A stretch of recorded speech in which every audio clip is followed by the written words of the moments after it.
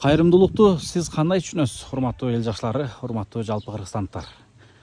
Кайрымдуулук бирөөгө каражат берип, же бирөөгө үй салып берип, же бирөөнүн ден соолугуна себепкер болуштук гана кайрымдуулук эмес.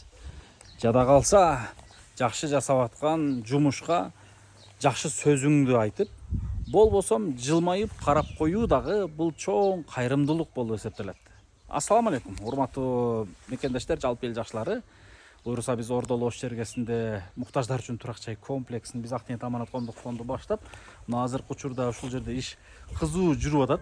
Азыр балдар келип, мынтип каражат жардамдарын салым кошуп, азыр бул жерге 3000 кирпич келип түшкөн болсо, дагы 3000 кирпичтин демөөрчүлөрү чыгып, бүгүнкү күндө иш өтө кызуу алдыга жылып атат. Урматтуу туугандар, өзүм видеону тартып атсам туура эмес түшүнүп калбаңыздар. Бизде видеого тартып оператор жардам берип аткан балдар убактысына жараша кээ бир учурда бошобой калат, кээ бир учурда ар кандай аргасыз телефонго тартып сиздер менен бөлүшүп турганга мажбурбуз. Андыктан бул видеолорду сапаттуу тартылабы, сапатсыз тартылабы, сиздер сөзсүз көрүп, башкалар менен бөлүшүп туруңуздар. Сөзсүз монтаж болгон, мобилографтар тарткан видеону гана бөлүшпөстөнчү.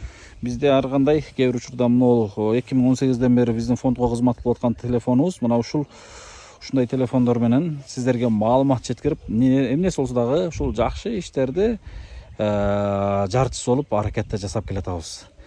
Урматтуу туугандар, Кудай кааласа сонун кабарлар. Мына 3 КАМАЗ кирпич келип түшкөн болсо, 3 КАМАЗ кирпичтин демөөрчүсү чыкты. Азыр мен усталарды издеп атам. Жалал Абадтан алып келип салайын десем, усталар азыркы учурда бош болбой атат.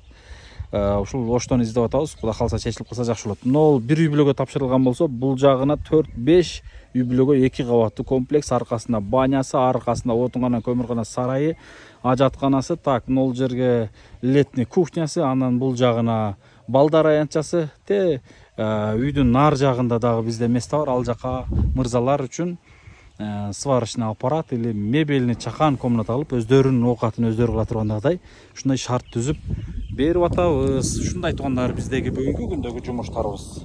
Эмне деп айтаар элеңиздер? Бул жумуштарга кимиңиздердин оюңуздар кандай?